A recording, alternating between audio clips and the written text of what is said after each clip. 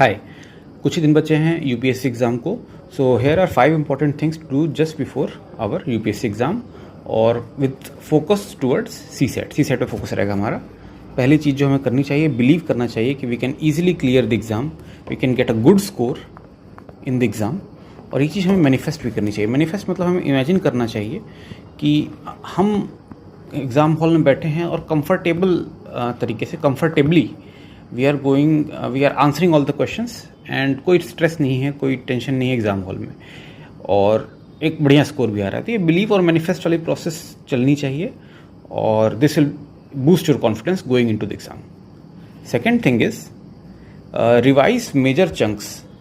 Like revise बड़ी चीज़ें आप रिवाइज करिए. इसकी ट्रिक्स हो गया, टिप्स हो गया, टाइप ऑफ क्वेश्चन हो गया. मान लो कि अगर क्वांट का कोई सवाल आएगा तो मैं कैसे करूँगा, रीडिंग कॉम्प्रिहेंशन का कोई सवाल आएगा तो कैसे करूँगा, रीजनिंग का कोई सवाल आएगा, पजल आएगा तो उसमें मेरी स्ट्रेटजी क्या रहेगी.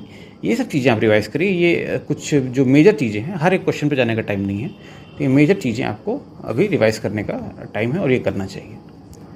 The third thing is during the exam focus on getting 100+.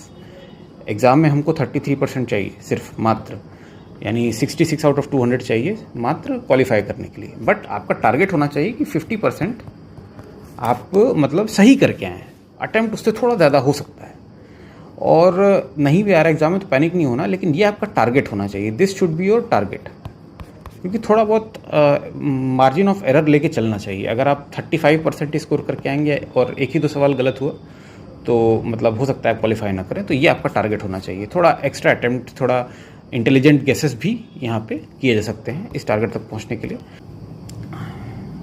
Next is previous year paper और test series. Previous year question papers and test series are very important.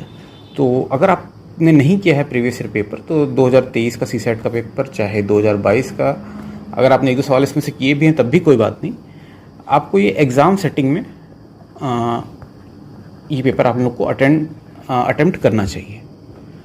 अगर आपने सारे एग्ज़ाम सेटिंग में पेपर दे चुके हैं और अभी रिसेंटली दिए हैं तो आप टेस्ट सीरीज़ की तरफ भी जा सकते हैं, जो भी आपने टेस्ट सीरीज़ फॉलो की हो.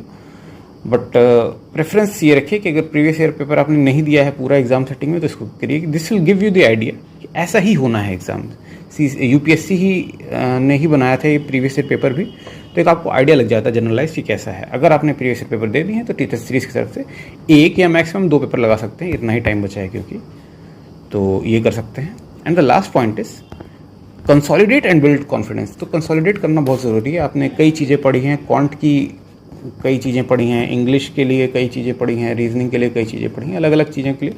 अब इनको कंसोलिडेट करना है एक जगह, और ये बहुत ज़रूरी है क्योंकि दिमाग में आके एक जगह स्थिर हो जाए. अलग अलग जगह अगर हैं चीज़ें तो उनको एक जगह बिठा लेंगे तो उसको रिकलेक्ट करने में और कॉन्फिडेंस बिल्ड करने में ये हेल्प करता है.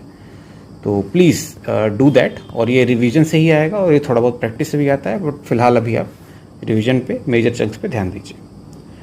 So with this, we at Courage wish you all the success in the world, and going into the exam, we hope that you bring the best in yourself.